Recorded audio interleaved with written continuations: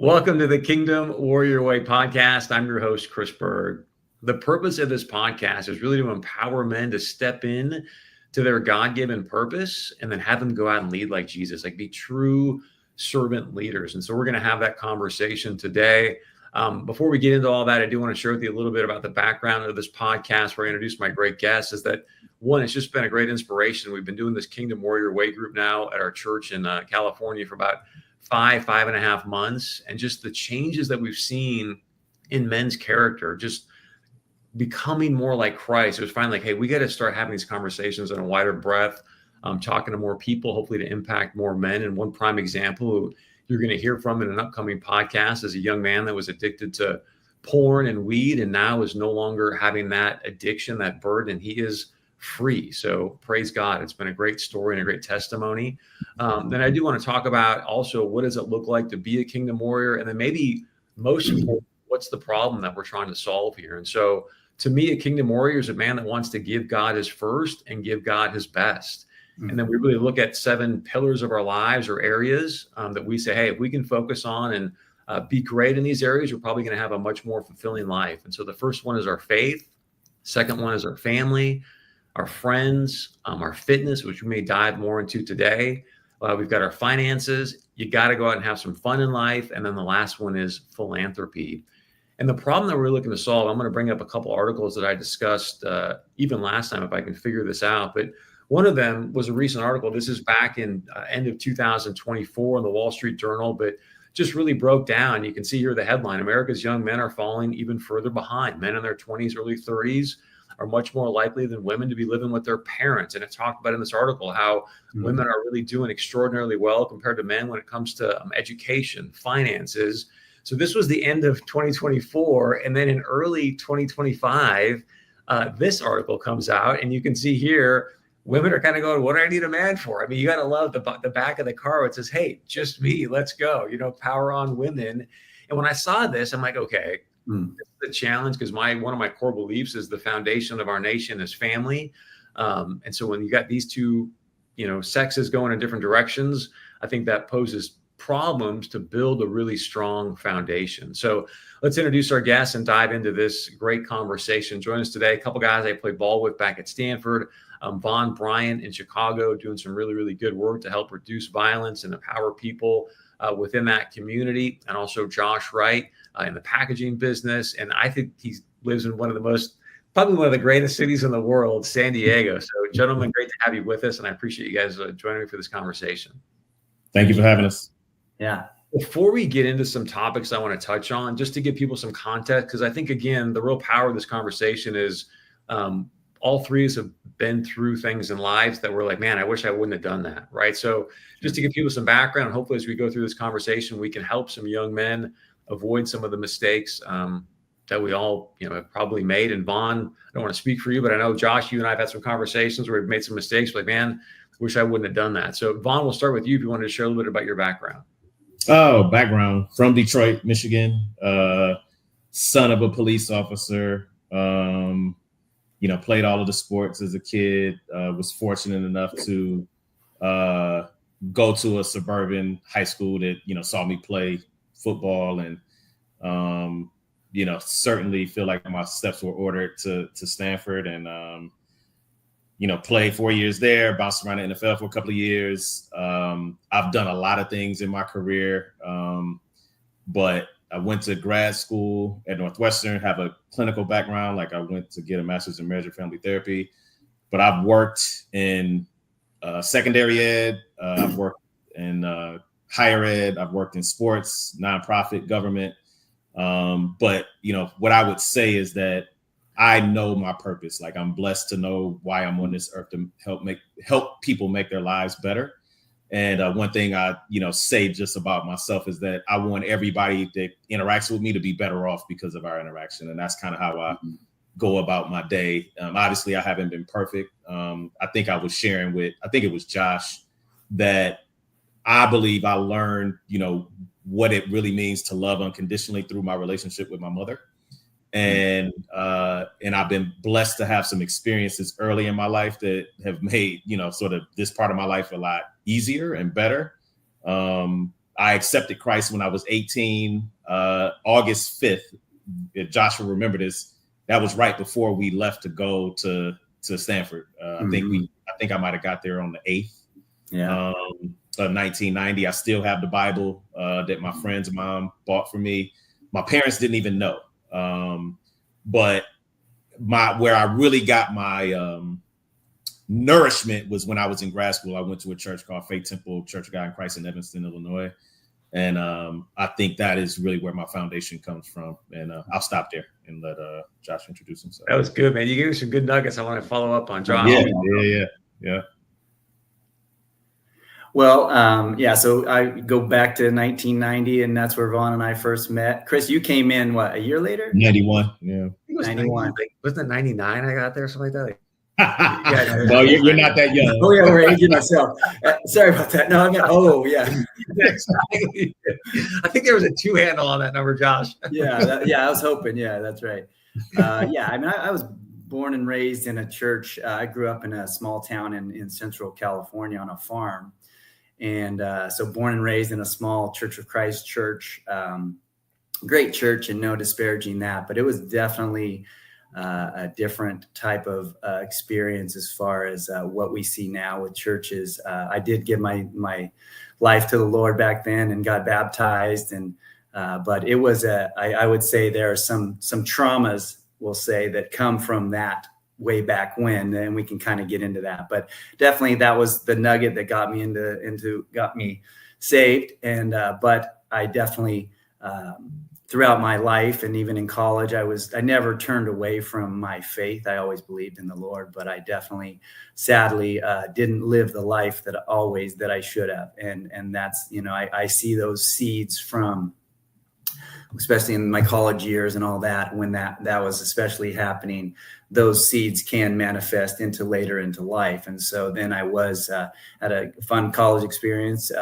great 4 years at Stanford, and then kind of did the internet startup thing in the 90s that was around us. And that was fun and exciting, but I never really, I always say I took my 3 swings and sat down like a gentleman. Never, I was aside lots of future billionaires, but it never really dropped, so, which is okay. And then met my wife in 97 and future wife in 97. And, that was just a blessing from God. We got married in 99 and we had our first son in 2001, and we ended up moving down to San Diego. And that's how I got into packaging. And, that had kind of ultimately I'd been entrepreneurial, but ultimately, long story short, got into packaging, started my own packaging company in 2007 and that kind of stuff. But, our life became built around raising kids. We ended up having our daughter as well in 2002. They're 18 months apart, Cole and Lexi.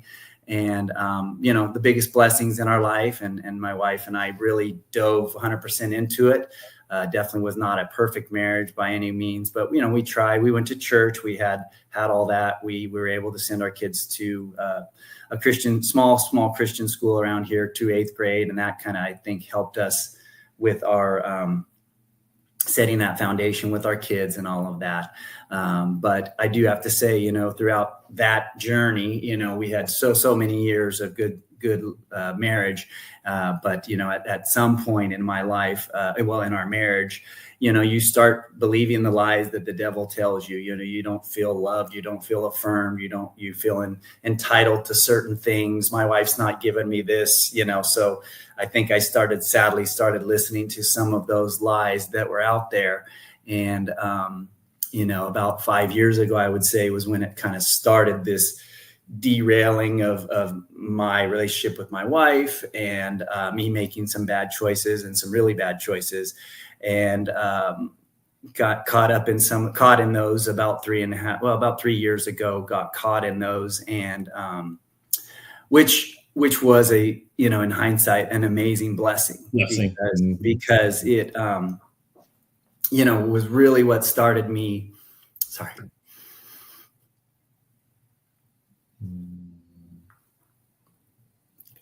Oh, sorry, guys. All good. Take your time. Yeah. We love you, man. Your time. Yeah. kind of started my journey of healing back with my relationship with the Lord, I guess. And so, you know, we can get into all that. So let me compose myself. And then that started 3 years ago, and then a lot has happened since then. I can continue. I think this is good stuff. Actually, I went through a program called Faithful and True, which is out in Minnesota. And I would say that was a big turning point for me in kind of realizing, okay, you're either going to go this way, you're going to go that way. And then I kind of needed to figure out what was causing, essentially, you know, why do I cope in certain ways? Why was I reaching out in that case in, you know, the sexual area, you know, and why was I doing that versus, you know, choosing other things? And so I learned a lot about my history with just kind of your childhood traumas and things when you're exposed to porn, when these things kind of get come brought into your life, and how that has an effect on us, and how we can, you know, if it happens at these younger years, we really are not capable of knowing how to cope. You know, we're just youngsters, but then we still bring those coping mechanisms into our adult life. And so that, you know, I was one of those, my wife, we tried to go to therapy, and I was totally against it. And, you know, and we went a couple of times, but was I into it? Not at all, you know, but after hitting, we'll say, the rock bottom, you know, the quote unquote rock bottom, going to Faithful and True, it really helped me and my wife also start on the journey of healing and growing. And God has been very good. And I've got a wonderful wife, and, you know, we're still married, and we're strong, you know, stronger than ever now, to be honest. And so it's a blessing, but not without a lot of scars and pain. And so, you know, so that's where, you know, stuff like this is good to share my story, you know, our story. And so, you know, hopefully I can help some young married men that are going through it, and they're like, my wife's not giving me this, you know. Okay, well, let's walk you off that ledge a little bit, because, you know, there's consequences to those decisions and stuff. So anyway, that's a lot of my story. So I just wanted to, you know, I'll throw that out there, and, you know, I'm an open book. You guys know that. So I apologize for getting a little emotional.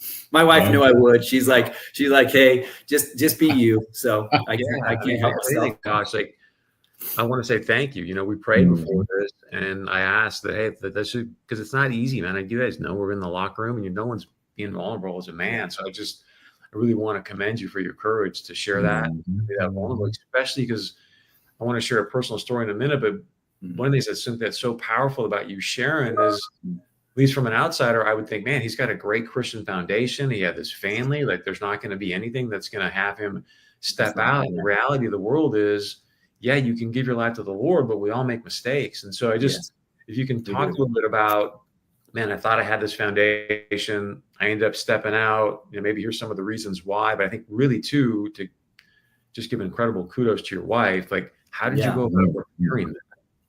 Like, how did I go about what? Say that again? About repairing the trust and the relationship. I mean, we're still in that process, no doubt. You know, the trust is gone, you know, when all of the stuff like that happens. And, you know, they say you build it back, you know, one pebble at a time. And, you know, imagine the 50-gallon drum visual, you know, and we're still in that process. We really are. But yeah, that's obviously a huge thing, is that I'm blessed with a wonderful wife who she you know, I think of these moments, you know, 3.5 years ago, and I'm like, wow, why didn't she walk out? You know, why didn't we, you know? But there was these critical moments where you're just like, I don't know, I think that's where the rootedness of our relationship with the Lord, like, you know, he hung on to us. And let me just say, just because we've known Josh, and obviously I've never had a conversation with his wife, but she knows his heart at the core. Like, Josh is a salt of the earth guy, and she probably trusted that, and that he could, if he was committed, that he would get back to the person that he is. And I just, you know, I would bet $1 million that she's like, I know my husband, you know what I mean? And I know if he's committed to change, that he'll be. I think she's getting there. I think she had that for a long time, and then she lost it all. Yeah, right. But I mean, in order to stay in it, she had to believe that the possibility was there. That's what she did. And and it's, it was an interesting. The whole process was very interesting, just going through it, because there's a lot of voices around you when something like this is happening, and it's no shame on anyone. Everyone picks their camps, and everyone has their own stories of, oh, well, my father did this, and so this is how it turned out. So that's how they're affected. And so that's obviously how they're going to guide my wife in this journey with her as a friend or something like that, those type of examples. But we were very blessed to have some really strong people around us that were just like, really hold that marriage together. That's what God wants, and that, I was in the valley. It wasn't her, she wasn't doing anything necessarily wrong. It was just, you just get busy in life, and you do mistreat the other person, or you don't give them all that they think. But, that's where the problem is we try to put it into one person, and it needs to be here. And that's what I lost, was that my identity needs to be there and love my wife, and she's going to love me. But my purpose, needs to be connected to the God Almighty, and I lost that. And so I want to share an anecdote, guys. And Vaughn, thanks for jumping in, you guys. This isn't me. Thanks for bailing me out, John or Sean Vaughn. No, I mean, if anytime you guys have questions, like this is a group combo, but I'm going to share something. I want to get to a question for you, Josh, and Vaughn, we're going to bring you back in. But so beginning of September, I went up to this men's conference, and for the first time in my life, I spoke to another man about something that happened to me when I was 12. That was completely inappropriate. Yeah. And as you mentioned, hey, early on, you can have certain experiences. Well, that just blew up my relationship to intimacy. Right? Like just blew it up how it should be, at least especially in a godly way. Well, one of the guys we were driving up with was a virgin until he was married. And so because of my blowing up world on intimacy, I'm like, man, bro, that's amazing. But like, were you kind of curious? Like, hey, is this actually going to, work? Am I going to have like this great intimacy in my marriage? And he's like, dude, honestly, because I had no experience, like I didn't even think about that. Like, guys, that was so far outside my universe that I was like, wait, you didn't even think about that, bro? Like, and you know what he said to me? Because I was like, man, that's like super important. I want to make sure that like, I'm thinking, man, I want to make sure that's going to be a great part. He's like, Chris, do you understand how ridiculous you sound? Like, you don't trust God that he can bring you the right woman that's going to fulfill every aspect of that for you, and in a great marriage, if you honor it. And I was just like, and so I share all that, Josh, because again, I think you've got a great foundation. We quote unquote know better. I'm curious what was, and I want you to share for the younger guys that are going to be watching. I said, what was missing for you, or what was occurring? You're like, it's okay if I step out, or not okay, but like doing it anyways. Yeah, no, I mean, I think it's, you believe the lies. The devil, that's the thing I wanted to bring into this conversation too. We are in a spiritual battle right now, man. It is out there. And if it's not wide open, clear to you now, it probably never will, because the demonic forces are out there and they're pulling us in.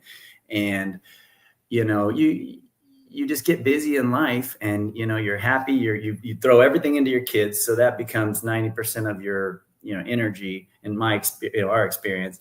But then the problem, what can happen to that is we can feel like, oh, well, my wife's all about the kids. She doesn't even love me anymore. And I'm working my tail off, blah, blah, blah. So these are all the lies that the devil, for me, was sowing along the way. And then, I think I fell for those. It was actually right, after the pandemic, all that, this craziness of all that, and then you're back there, and you're at a gym, and you get some attention, someone, that kind of stuff. And so you're kind of like, oh, so, and then you just, you stumble, and it's very, very sad. I'm very embarrassed and feel lots of guilt and shame still about my decisions. But yeah, man, I gotta say, Josh, because even what happened to me when I was 12, and I've done things to it, I just think, and Vaughn, I want to get your take on this. I think shame is one of the most debilitating emotions out there. And you go back to Genesis 3, I think it's so powerful, where you remember where Adam and Eve, they eat the fruit, and then God's like, hey, Adam, where are you at? and they're hiding, right? Remember, they're hiding. Now they realize, like, hey, man, I wasn't obedient, and there was all this shame. And so, Yvonne, I just want to give you, there's a lot to obviously digest, but just your thoughts. Yeah. So I think what comes up for me when I'm listening to Josh is something that, like when I think back to my college days, there was a particular song that sort of riled me up to, do, the things you do when you're in college as far as women are concerned. And as I, sort of transitioned to, some years later to grad school, like I learned the concept of spiritual intake. Like, what do you allow into your spirit? And so, the pastor would sometimes talk about not joking too much, or not being at a bar, or not going to a casino. And I think all of that stuff is individual. So like, I never drank, never smoked. Like, I'm not like, that's just not. So I can go to a bar and be fine and not be tempted. But there are things that do tempt me. And so for me, it was about conquering the things that I knew were really tough for me, so that I wouldn't become sort of a slave to them. Like, I want to be able to listen to music, but still control my behavior, but also be honest with myself around what my limits are. And so that's all sort of the inner work you got to do between you and God and the world in order to, sort of live the safest life you can live. And it is really an individual thing. I don't necessarily believe in universal truths that way, because we all have different demons that we're fighting. But you got to know yours, and you got to do that individual work between you and God, for sure. Very true. To share some with you guys, and I do want to get your reaction to this, is that, so as we were going up to this men's conference, one of the things that came out of me talking about the intimacy part and that piece getting blown up in my world is like, I think what happened then is I was like, there's some, and probably still is, but some insecurity in me. Like, I needed that attention from women, or at least I wanted it. Right. And I had this huge epiphany, like, what would I care what any woman, like, why am I even thinking? But man, that was something where, I don't know, it was something that I definitely could feel, sense, wanted to. Do you know what the origin of that is? That's a good question. Yeah. I think part of it is just because what happened when I was 12 and things got blown up. I think part of it is my mom ended up moving somewhere else, and I got a bunch of like issues around that. Where like, hey man, I got to kind of get clear on, I'm a lovable guy, I'm a good guy, and I don't need to go out and get a bunch of attention from women, right? And so, what's been fascinating, and I think that's a pretty good answer. So, do you think that whatever happened when you were 12 made you question your worth? Oh, because there was all that. 100%, bro. Okay. Yeah. 100%. I got you. It was like, okay, wait, can someone like really like love me for me, or is it got like, so what's been fascinating is we were having this conversation on the way up. One of my buddies like, dude, I think you should like fast. Don't talk to any women for 40 days. That's good. Like, what? I was like, what? I said, let me pray about this. Let's pray about this. Let's not just jump in. Let's pray about this. But by the end of the weekend, God was like, yeah, man, you need to do a 40-day consecration. And at the time, like, I couldn't even tell you what consecration really meant. Like, I had my own ideas, like set yourself apart. But what I want to get at with you guys is what's been so powerful is I made the choice. I'm going to do this 40-day consecration, not talking to women, no tech, like none of that stuff. And what's so fascinating is what it's felt like for me is that when I was trying to get that attention from women, like, you ever had to put like a window seal on a window to stop the draft from coming in? It was like when I was trying to get that attention, it was like there was this energy draft, like getting sucked out. And now that I'm like, nope, not like the energy that's back in my life. There's no like, it's just been this. I wish I could put it into words. Hopefully, I am in some way, shape, or form. But it has been incredibly empowering to just like cut that off. I'm not even looking, nothing, and this consecration thing, man. Like I'm. Like you were saying, kind of too long. Like I'm not scrolling through Instagram. Like I'm very conscious of the music that's going in my ears. No news. Like it just changed the way you walk through the world. So I'd love your thoughts or feedback on that.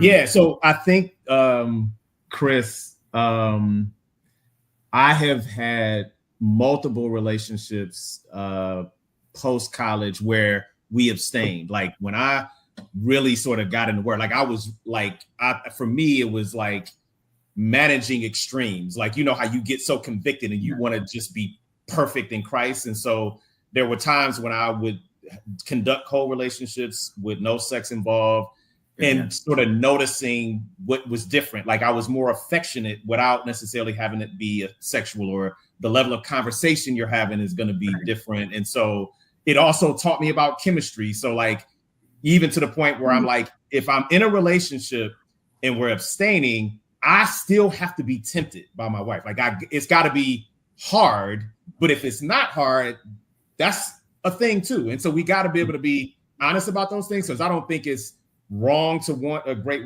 sexual relationship with your wife, but you got to know the indicators without having to actually do it. Like those are all, really, really good things. But I think that getting to the sources of sort of our, behavior are really important, so that we can reconcile those things, so that we can be in the world and not have that hanging over our heads. Like that is it's just a very important thing, and it's a lifelong journey for us. You know what I mean? I love that you said that, Juan, because last night we had our men's group and we talked about like one of our goals as Kingdom Warriors is don't be triggerable. Like be able to walk the world and not get triggered, right? Like whether it's a woman or someone says something to you, but like I think the real power, man, is when you can walk through life and nothing triggers you. Like and vulnerability is key to that. Like because I've had clinical training, like you have to do your own work, and it taught me like the practical what it means to be vulnerable and the strength in your vulnerability. So I would say to people, once I disclose something to you, I've already done the work to reconcile it. So if you then turn around and try to use it against me, you can't, because I've already reconciled it. Like if you don't do the work, then vulnerability can be a weakness, because you're still triggered and you're putting too much reliance on the people that you're entrusting. But it's gotta be a reconciliation with yourself and God first. And then it allows you to be vulnerable to the world, because you have the armor of the reconciliation with yourself. Like that is, I like that. All of this stuff, like being sort of at Faith Temple while I was in grad school, doing all of this inner work was like the perfect combination for me. Not to say that I've, lived the rest of my life perfect, but I do feel like I got, a lot of armor and strength to be able to do some things. Put a button on this, and then Josh, I want to just get your thoughts on what I shared, if you have any, and if not, you can pass and move on to something else. Is that I think the other beautiful thing, guys, that's been healing for me is as I've built like a real relationship with the Lord, as you guys know, because our conversations we've had, like the closer you get to him, the more intimate it is, the more real it becomes. It's like that love is so fulfilling that then I don't have that need to like, oh man, I got to have attention from a woman, or because it's just like, no, man, I'm fulfilled in this relationship right now, and like where it's going and how it is. And so just want to kind of put a button on that. Josh, anything else you want to add here? Yeah, a couple of things. I would just say, for when I went to Faithful and True, that was run by Mark Laser, and they, this is very therapeutic, and they have a thing they call the 7 desires of the heart, and they kind of done all this research, and these are the 7 main desires that just humans in general we need, and we all have them more in certain areas than others. And so like, I'll just read them through, heard and understood would be one, affirmed, blessed, like an unconditional love. We want to feel safe. Some are touch, non-sexual, and then chosen one-on-one, and then chosen included in a group. So these are like the 7 big categories, I guess you'd say.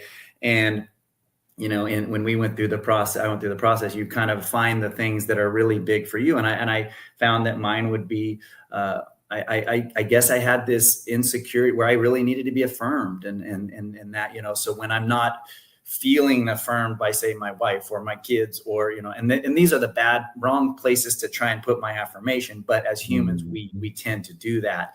And so that's when we can veer off the scale. And so I just want to throw that out there. But then the other thing I would say, to throw that out to our group, and it goes to your Kingdom Warrior way too, is I had surrounded myself with good men and good friends, but sadly, before all of this, 2 things. My wife and I rarely prayed together, if ever. So that was not a part of our marriage. And that's something we brought back in. So that was not great. But then the second one, I did not have a community around me. I had men around me that I trusted, but for some reason I held back, and I wasn't transparent and open with them about my weaknesses and so having that tight community around you where you can be honest like this. I would never, I mean, literally this is going to be put on the internet. This scares the tar out of me, but you know, it's okay because I need to do this. And this is part of my healing, my growth, but we need to have that vulnerability and that openness with men in our lives, especially safe men that are going to guide us in that direction and bumper us and say, bro, what are you doing? What's going on? I see this. I saw, you know, I mean, we need to have that group around us. And that's a big part of when you go through like a Faithful and True, or like my wife and also went through a program here at our church called the Relationship Resource, which was like called a Marriage Intensive. So we've been through a lot of these type of things, but they all end with, okay, you need a community around you that can support you through this process. And it's not like, okay, 1 year and you're good. It's for the rest of your life, and it needs to be. So that I would highly encourage. And it's hard to find that, you know, I mean, you know, we've all been blessed to know each other for so many years and, you know, kind of in and out of each other's lives, but we always knew we could reach out and ask some, you know, really uncomfortable conversations. And that's a great thing. We need that in our lives, and men are afraid to do that. We are afraid to do that. We're so good at, hey, how you doing? How you doing? How the kids? Everybody's good. I'm good. You know, but we need to be real. Thank you. Quick anecdote, and then Vaughn, I want to get on to something you mentioned a while back. So one of the initial books that we were reading for the Kingdom Warrior Way was a book called Lead Like Jesus by Ken Blanchard. Great book for those people out there that are interested. Yeah. And one of the stories was about, I think it was 236 or 239 like church leaders. Like these are men in the church that had stepped out in their lives. And the single common denominator between all 230 plus men is they had no community. Like they were kind of on an island and not doing, you know, they weren't in men that were holding them accountable. And I know when I was going through the challenges in my marriage, man, it's like, I was doing the antithesis of what I should have been doing. I was buried in my basement when I should have been out with boys. Like, hey man, you got to get back on track. And so it's just how isolation is horrible. Yeah. Horrible. I want to comment on something you said, because I just want to hear how you came about this.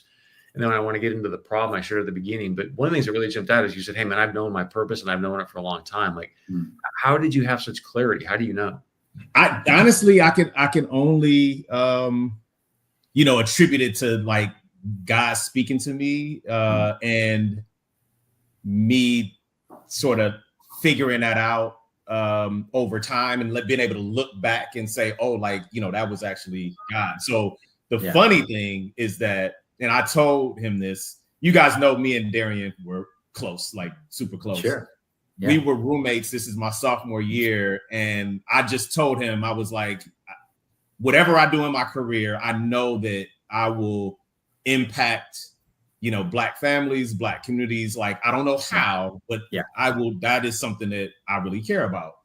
And so when I was on the practice squad with the Philadelphia Eagles, I audited a course in Intro to Family Counseling at the Philadelphia Child Guidance Clinic. It's like a world-renowned you know, children's hospital. And the very first day of class, I watched a guy perform family counseling behind the, you know, one-way mirror.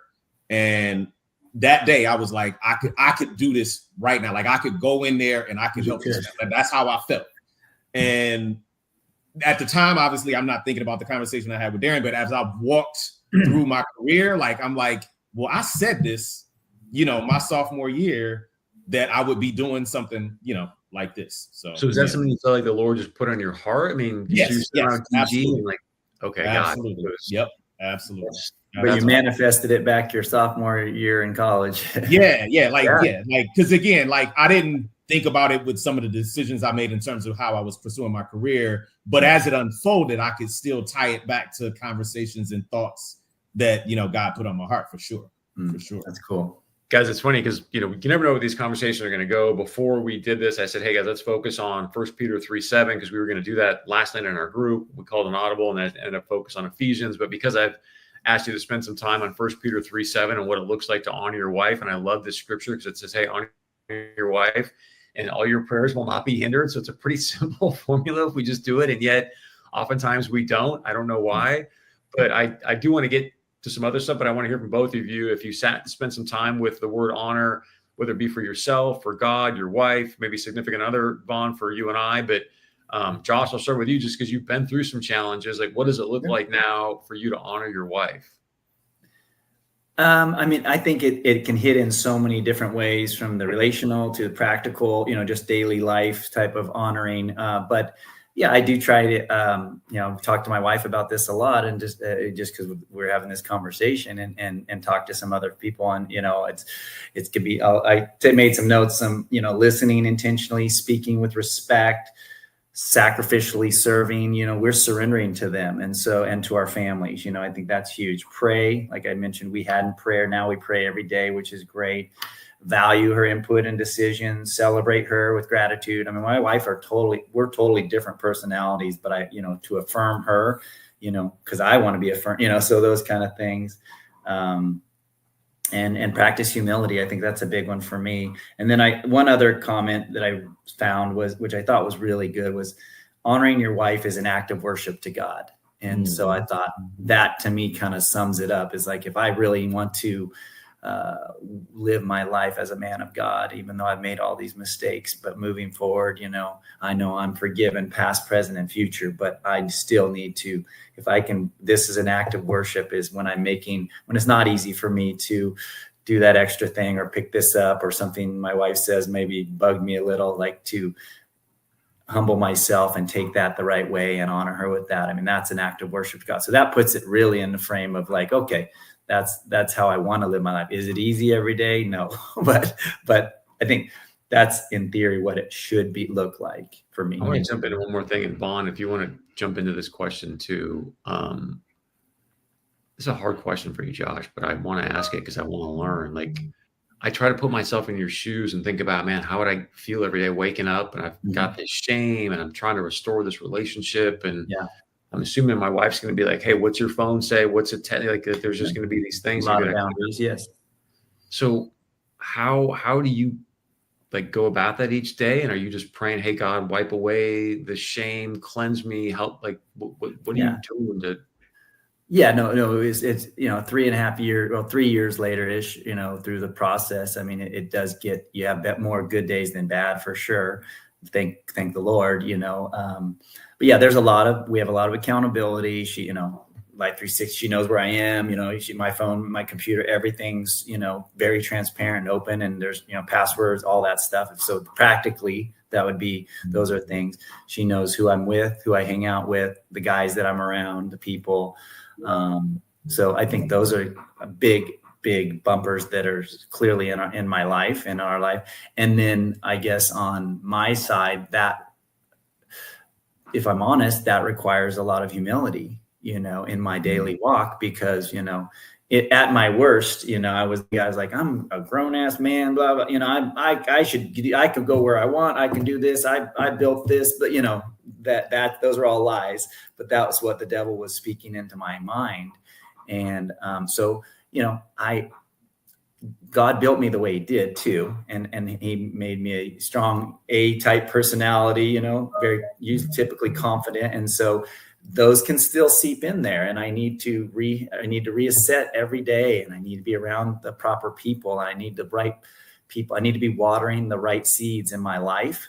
That way, the roots of bad things aren't coming out, and so that's a big part of it, is changing, sort of my patterns, and also, just really setting my foundation every morning with getting in the word and stuff like that. But, it's crazy. And we've talked about this. The more you do that, you can tell almost to the point where, wow, I had a really rough day. And then you look back at your morning and you're like, okay, well, I didn't start it right. I didn't have enough, time with the Lord or whatever. I didn't jump into my Bible study like I should have. And, I didn't reach out to someone and check on them and see how someone else is doing, those kind of things. So anyway. So I want to add to what Josh is saying, in terms of, the process of rebuilding trust. Mm-hmm. I also think that it's important to include your significant other in the journey. Like, you have to be able to talk about what the struggles are and really be real about what those things are, because it serves two purposes. One, it builds the intimacy. Yes. But it also lets her know what you're thinking and that you are thinking about it and that it's top of mind for you. Like, it's for me, if somebody breaks my trust and then they never talk about it, that's tough for me. Like, I need the reinforcement that you've thought about how this hurt me and that you're engaging me to let me know you're on this journey, to sort of repentance or resolution. Right. You know what I mean? And I'm going to do the same. Like, if I make a mistake, then I'm going to make it obvious to you that I've thought about this. I'm thinking about it on a regular basis, and I want you to know how committed I am to it. And I think that makes, the offended party deal with it better, knowing it is top of mind. And you know what's weird about that? I know that to my core, and I'm getting better at that. But to be honest, say 2 years ago, that was one of my biggest fears, is when things were going fine, but then something would come up, I wouldn't want to deal with it because I was, things were going okay. I didn't want to throw another rock in it and start. I felt like I was starting over. But you're exactly right, Vaughn. The more open I was about, things I did and, all those, then that started the process faster of growing trust and healing and all that. And like I said, we still got a long ways to go, but I need to lean into that. But deep down, it just doesn't, it feels scary to me. It's hard. So here's the thing. Here's a saying I used to have: allow me to love you unconditionally. Don't try to get me to love you thinking you're perfect. That means you gotta be the imperfect person, and then you're gonna build trust because I'm gonna love you through that. So we're human. Like, we got unpure thoughts sometimes, and the more we can just be like, hey, like, this is what I thought. Like, I've been in a relationship before where I'm, especially at this stage in life, I've said, I don't know if marriage is necessarily gonna happen for me, and I had to reconcile that like 10 years ago. Okay.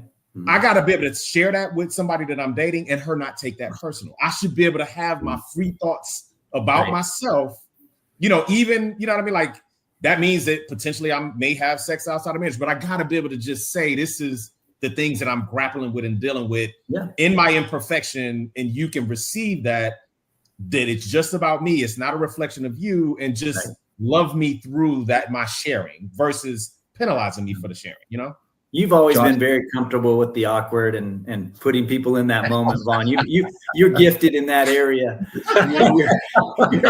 You're good at dealing in the awkward. You've known me for a while. Huh? Yeah. You Josh, one more question, and Vaughn, I want to go to you. But so I want to ask Josh, did you address this? Are you stepping out with your kids, and if so, how? And what was that experience like? Or they don't know? Oh, of course, no, yeah, they know the whole story, yeah. And we were actually headed. Even prior to that, honestly, if I back up even further, before the pandemic happened, we had basically told our kids we were getting a divorce. So it had started, the process had kind of started. So in a weird sort of way, the pandemic and, and then maybe ultimately this might have saved our marriage. I don't know. I'm not saying this, but the pandemic for sure. I maybe misspoke there, but we had started that process. And so then the pandemic, we're all locked down and we're here. And then, you're just kind of like dealing with a lot of this stuff together. But did it kept us together, but did it solve anything? No, probably not. Because then when things opened up again, then we're just off living our lives and, like that. So, but yeah, no, full transparency with both our kids. And my prayer, obviously, with my kids is that, we can break this generational cycle of divorce and, all this stuff. I have history of all of this in my family, and Jess does as well. And so that's our prayer, is that our kids can learn from this, and our future generations be like, okay, this is the way, good, bad, or indifferent, we're going to fight through this and all that. And that's my prayer, that we, because we still have our tough days, but no, 100% transparent with the kids. And it was been very, very difficult, obviously, as you can imagine. I have been very blessed that both of my kids have grown through this process with us and with me, and our relationship is I think very strong. And it's stronger because they know their parents aren't perfect, and you were honest, and they're going to respect you the older they get in life, they're going to respect. That's our prayer, is that they realize, and that my son can come to me with, hey, this is happening or whatever. And I can be like, hey, first off, no judgment. You know that I'm here for you. And but I'm going to be honest with you too. And same with our daughter, that I hope this doesn't affect her with her, quote unquote trust issues with men and all that. I want to be like, no, there are good men out there, but they're not perfect. And so first and foremost, that man needs to know the Lord. Even with that, it's not 100%, So these are rough conversations, but like you said, Vaughn, I think they can really, our prayer is that it will help future generations in our family and people, even people around us. We're in a group now that meets at our house on Tuesday nights. And it's great because it's kind of after people that have gone through a marriage intensive through the relationship resource. And so it's kind of like, what next, and so some great people in our church and good friends of ours, Jose and Bev Medrano, they kind of lead it here. And the ladies are upstairs, the men are downstairs, and it's great. We're very open and honest with each other. We're vulnerable. There's people dealing with marriage issues and other issues, and we can just be 100%. It is I hate the word safe space, but it really is. It's like you just feel comfortable to where like, hey, my hope is that, Josh just shared this. I'm not worse than that, it's okay to spill my stuff, that's, sadly, I'm joking about a horrible thing, but you don't want to waste that pain, Yeah. But I think all safe spaces aren't bad, but it is being comfortable, being uncomfortable. We gotta, be comfortable with that. And we are trained for that. I would argue a lot of the principles we learn in football, we create adverse situations and we practice them, and you're doing practice with those environments, right? So true. That's why I love sports. Yeah. Yeah. Vaughn, for you, honor. Yeah. For me, the way that plays out for me is, I'm an acts of service type of person. I really, even with, partners I've had, I like to anticipate their needs or sort of know what's in their day, and are there little things I can do to make things easier for them. But again, kind of to Josh's point, I am kind of a tough love person. I'm not gonna let you walk off the cliff. I'm gonna tell you a hard truth and deal with you being mad at me for a little bit, trusting that you eventually you're gonna see that this was out of love. That is part of the honor to me, is accountability, being on the right track, trying to do the right thing, forgiving. One thing with my daughter's mom, for example, I remember, let's say she makes some kind of mistake. I would tell her, well, I know you made the mistake. I don't need to pile on and reprimand you. I just need to, give you grace, and we can talk about it with understanding. And I trust that, you're going to get better. But some people pounce, you know what I mean? And I've just kind of learned through my relationship with my daughter's mom that, hey, I got to be able to give her grace. And I know she's hard on herself. So then, that allows me to say, okay, what can I do to make things better? Somebody who doesn't take accountability, I may be a little harder on that person and force them to see some things. You know what I mean? So it is kind of case by case. That's your sports background, probably. Yeah. Totally. He's being a coach, right? Sorry, coach. Yeah. And that is a big part of who I am, for sure. Yeah, right? for sure. Yeah. All right, gentlemen, I want to ask you this question, and just to be respectful of your time, see where this goes, and we can begin to wrap things up. But when I saw this article, again, this was end of 2024. I'm sure some of you have seen some of the research. Josh, you've got a young son as well. But Vaughn, I wanted to start with you, since you're working in different communities, I'm presuming with a lot of young men. One, what's going on here? And two, how do we solve this problem that's happening with young men today?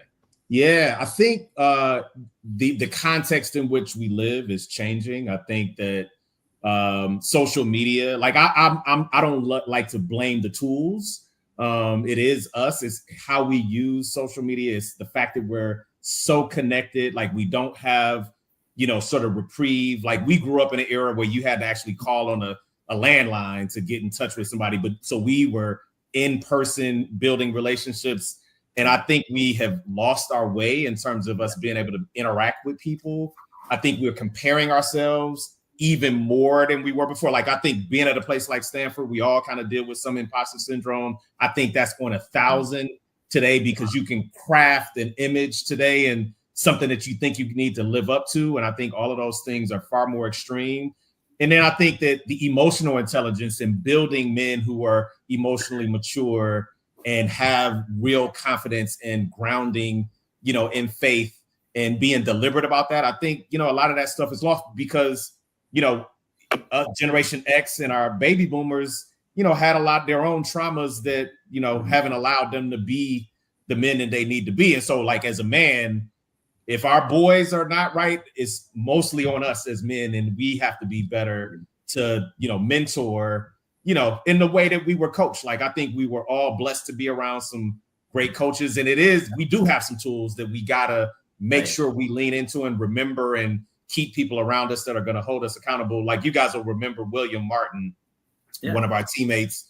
One of the things that he and I talk about all the time is how blessed we are that we're willing to tell each other tough truths. Like, if I see you going down, hey, like, dog, like, what's, like, we have a teammate, for example, I won't name his name, who had a kid when we were in college and eventually lost touch with his daughter. Well, the kid, I'm going to say that, because of a new relationship. And whenever I would see him, I would be like, hey, have you talked to your kid? Like, hey, have you talked to your kid? Like, you can't wait on that. Like, and another friend was like, well, he's telling you the right thing. Like, I know you probably don't want to hear it, but you know what I mean? Like, we got to do that. We got to do that, because otherwise that's not love. Like, me doing that, like, it may seem like I'm an asshole, but that's love. You know what I mean? And that tough part has to come through. And I think our boys are going to be better off for that. They are.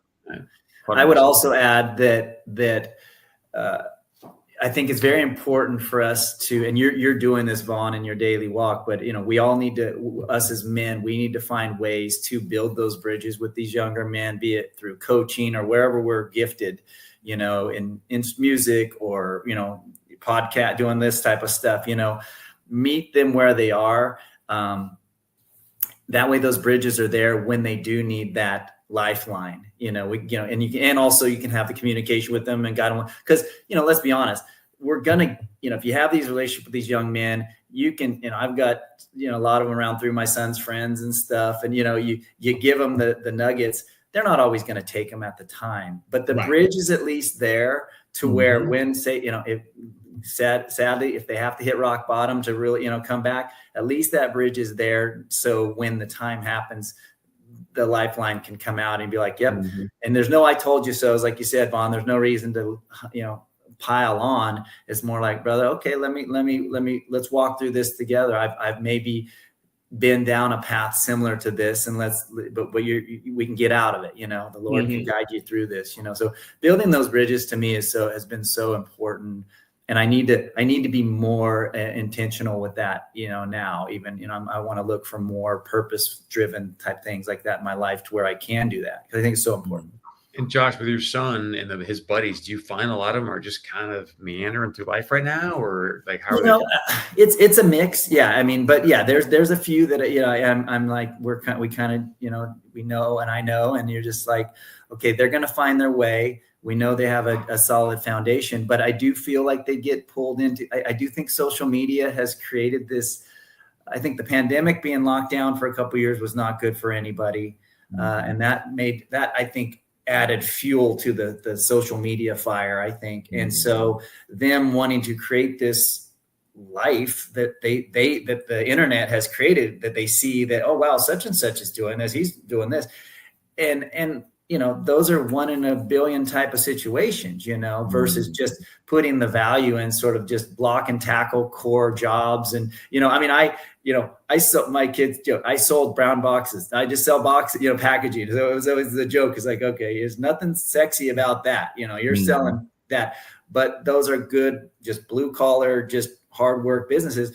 And if we can get back to that, and I do believe we're wired for just, if we can just have success in any of that, men, we feel that's where our value can be, in a peak. Now that needs to be what's the word? So It's kept in balance. It needs to be kept in balance because our true identity needs to be in the Lord. But we're men, and we're good with sports and all. That's why that just gives us so much value, But what does the real world provide us that can substitute for that type of stuff? And it's hard to find sometimes.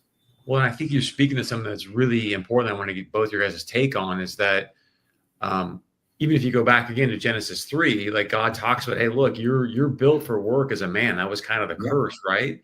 Point being, though, if you look at what's happening right now, and especially with young graduates, and now with AI coming on the frontier, if you will, I mean, unemployment in that new graduate 16 to 24 demo for men is 2x women.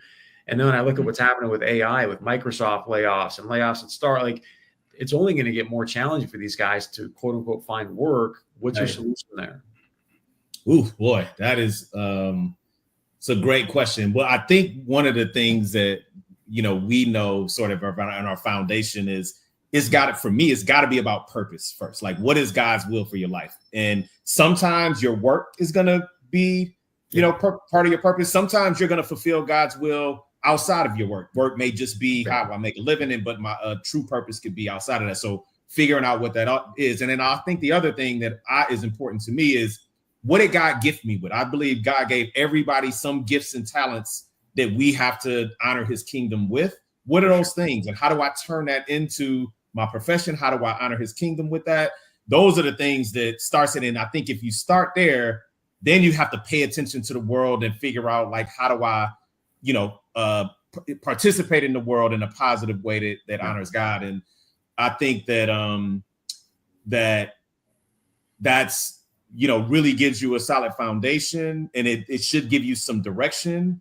Because there's certain doors that are going to be closed. Like, you go down the path like, okay, that's not it. That's okay. It's going to be a better door. Yeah. But grounding in that then, should give you some peace that you're going to figure it out. And I think the last thing I want to say is that, because I worked in education, I would tell people what you may end up doing may not exist today. Like, what I do for a living, when I was 19 talking to Darian, or 20 talking to Darian, I didn't know that this, like, what I do today didn't exist back then. And with technology doing what it is, we have friends who, contributed to smart homes. Like, we grew up in an era where we've seen a lot of change over the course of our time. So we know what the possibilities are, and we got to mentor people in that direction.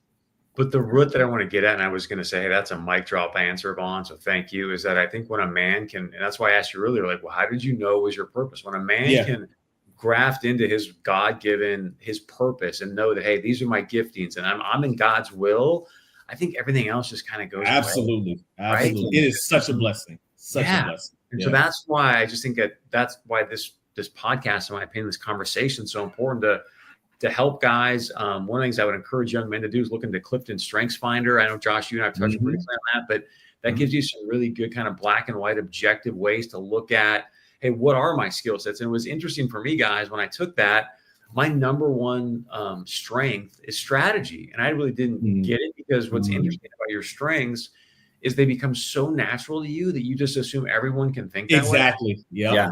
But when you look into what a strategy is, it's like, no wonder I play quarterback. Like, I'm always trying to game out, like, well, what if they play cover 2? What if they play cover 3? So it was just, and I didn't even realize that was just an innate way for me to be. And so it's really helped me now to see it in black and white, go, hey, I'm going to go focus. It'd be like if you guys, if I was playing nose guard, we don't win a lot of football games, right? Like, that's not my gifting. So it's really helped me go, let me lean into these giftings, and then everything else, I will find other people that I can delegate to and that actually want to do Excel spreadsheets or whatever it might be. For sure. I would say also on the spiritual side, I don't know if you guys have been through The Purpose-Driven Life, Rick Warren. I think that's something that every person should go through on the spiritual side.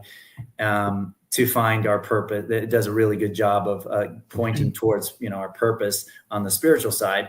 But then as far as on our work side, I would say, I remember we had a really good lesson from our pastor, Mark Foreman, about how, kind of man your post, God, don't put faith in God. God's, when I sold brown boxes, God could use that just with relationships and people you're interacting. And those you might be getting into little corners of people that no one else could touch, just by your walk. And so if you can put the value, like, okay, you're taking your daily walk, whatever you're doing, I'm selling paper, whatever, I'm a paper salesman, but if I walk into everywhere saying, okay, how can the Lord use me when he went on this next call or whatever, and I was not perfect at it by any means, but there were moments, even with my business partners and stuff, where stuff did happen. And I was like, wow, God, that was definitely, you used that moment in such a random way through just my weird sales job. I'm just a sales guy, to make some connection or point someone to a church or something like that. So,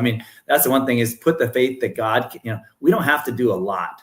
God does the work. He really does. We just need, we just kind of need to show up and with the right attitude and be a little bold and maybe not be afraid to say it. And God's going to do the work. Yeah. Guys, I want to give you a last word here. I want to play a clip. I don't want to have this impact your last word. If you want to say something completely different, that's fine. But for whatever reason, I just feel sort of compelled, maybe because we're all athletes, to play this clip. And then we'll get you guys a chance to say the last word. So I just found this video. I think it was last night, maybe today. Like him or not, but it's a video Tucker Carlson did, but it's called The End of Men. And I just want to play this quick clip for you that I think is interesting from a standpoint of, I think, how we probably grew up and just our perception of athletics and being physical as men and the importance of that. You've probably heard that American kids are getting soft. The marshmallow generation, some people call them. Well, these are American kids you're watching. A group of high school boys who just happen to be in the same physical education program. They attend La Sierra High School in Carmichael, California. La Sierra High School was it was the last great PE program in America, and it was put together by Coach Stan Laprati in the late 50s. Advancement depends exclusively on performance. The teachers designed it that way, and they say it's a key to the system's success. These boys strove for excellence. In Greek, they called the word arete.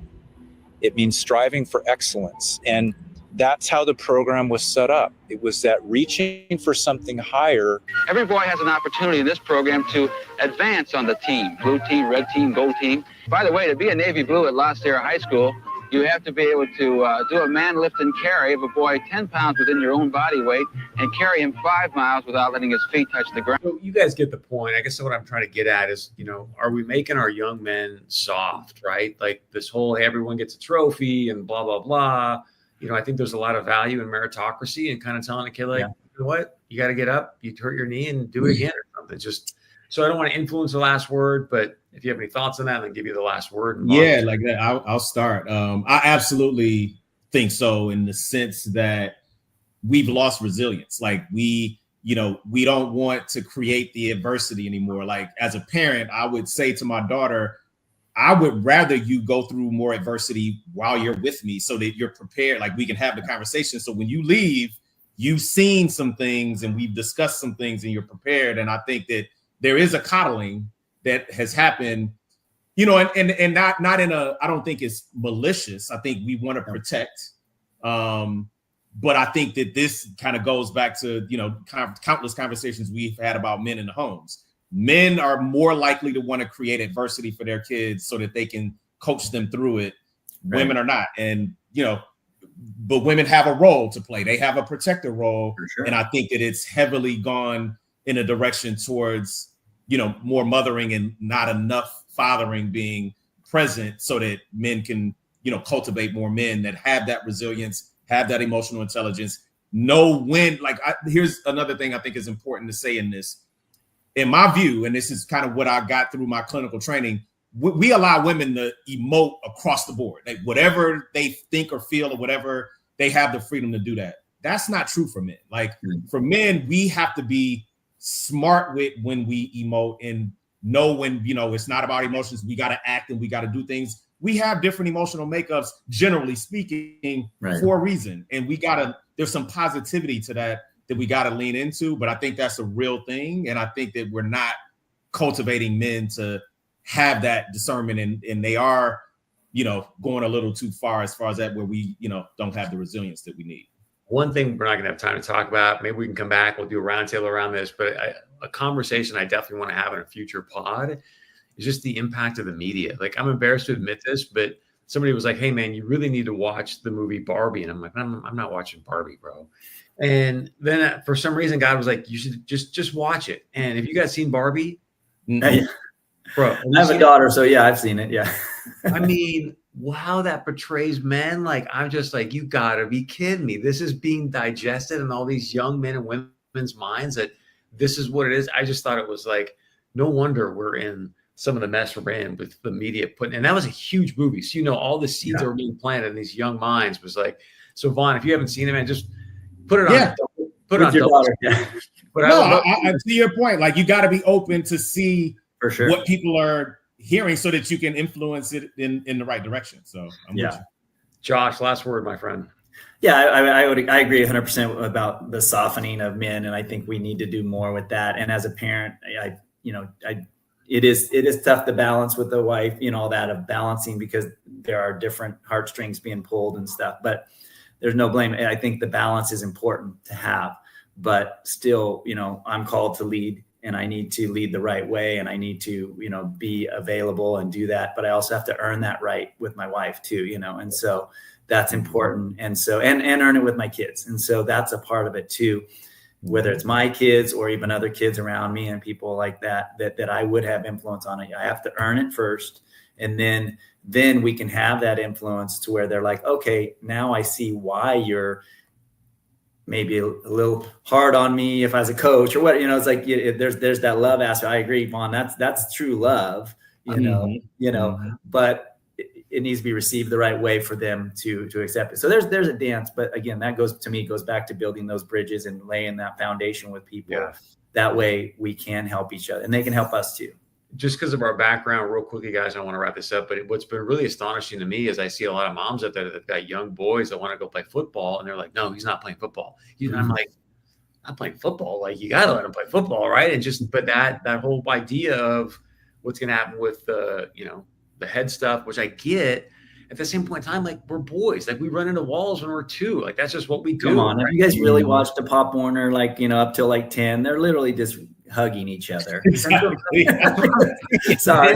You know what is funny? Like, sorry to keep this going, is that some people say the science says that they shouldn't play when they're young. I'm like, you gotta play when you're young because you gotta get the fear factor out, and you learn the safety of the game early because you have the fear and because it's low stakes. If you start in the 8th grade or high school, you're going to be like you're bigger and the stakes are higher. And if you don't have the right instincts, then you're going to get hurt. But I'll say this when I was 9, and you know what I mean? Like, my wife, you know, we did the Pop Warner thing early with my son, and then we got a flag football league around 5th grade. So we moved to that, which was great. I knew he wasn't going to be a lineman, or, you know, so that was better for skill development.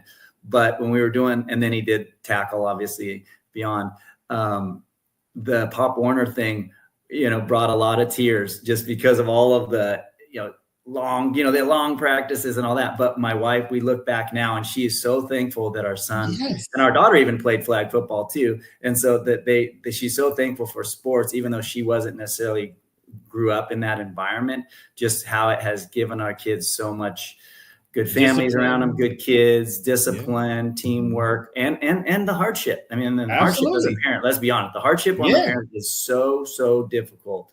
You see your kids going through injury and, you know, all this stuff. And loss. Like to me, like when we were talking about the softening, we learned how to deal with loss and learning how to bounce back from that. Like, learn how to take coaching, hard coaching, dealing with people you don't like all of that stuff is preparation for life. So, Hey man, you guys, we need to do this again because clearly there's more for us to discuss. I just really want to thank you for taking the time, sharing, being vulnerable, and the impact that I know you're going to make in men's lives. So bless you guys, and just thank you very, very much. This is the Kingdom Warrior Way.